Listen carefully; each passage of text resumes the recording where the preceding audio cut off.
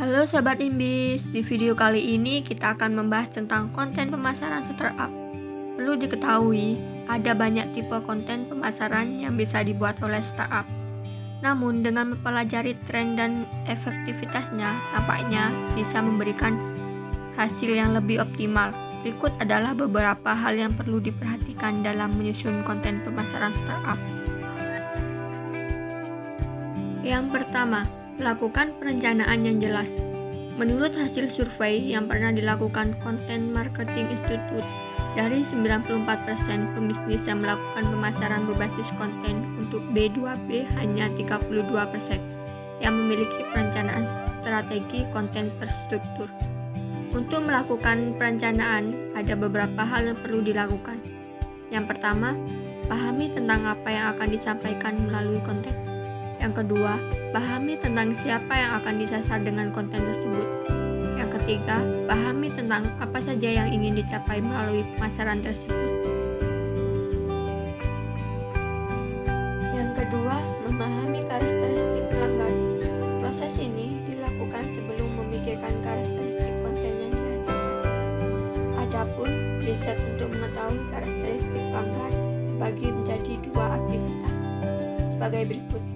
Yang pertama, riset premier, melakukan wawancara, kuesioner, atau survei mengetahui minat pelanggan. Yang kedua, riset sekunder, mendapatkan data dari saluran lain, misalnya website dan media sosial. Yang ketiga, pelajari permasalahan secara mendalam. Hal ini dilakukan untuk memastikan konten memiliki alur yang menjawab. Ada beberapa hal yang dilakukan di sini, yaitu petakan permasalahan merujuk pada data riset, buat prioritas untuk menemukan permasalahan umum yang diangkat dalam konten. Yang keempat, menyesuaikan SEO dan media sosial. Pendekatan SEO dilakukan untuk memastikan konten yang dibuat memiliki ranking yang bagus saat dicari di media sosial berdasarkan kunci tertentu. Sedangkan pendekatan media sosial dilakukan untuk memastikan konten disandingkan dengan isu atau kondisi yang relevan dengan saat ini. Yang kelima, pendekatan konten atau customer journey.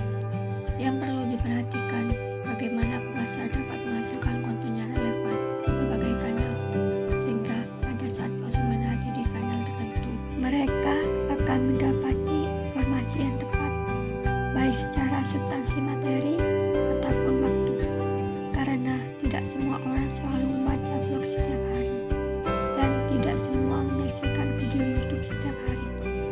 Ini adalah sebuah perjalanan digital konsumen. Yang keenam, jangan memaksakan konten promosi. Saat ini, model-model iklan yang menonjolkan penjualan, hard selling, mendapatkan stigma negatif di kalangan konsumen digital. Pemasaran harus lebih kreatif dalam menghasilkan suatu konten pemasaran. Yang ketujuh, uji format konten yang dikembangkan. Menurut digital marketer, konten pemasaran dibagi menjadi 3 jenis. Yang pertama, top of the funnel atau TOFU untuk awareness. Yang kedua, middle of the funnel atau MOFU untuk evaluation. Yang ketiga, bottom of the funnel TOFU untuk conversion. Jenis konten didasarkan pada format dan peruntukannya atau digital marketing. Yang kedelapan, lakukan pengukuran dan analisis.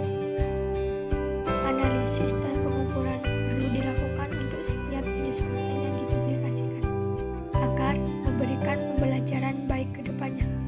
Banyak cara untuk mengukur, misalnya didasarkan pada analisis kunjungan situs atau capaian di media sosial. Nah, itu dia pembahasan terkait tentang konten pemasaran startup. Semoga bermanfaat. Jangan lupa like, comment, share, and subscribe.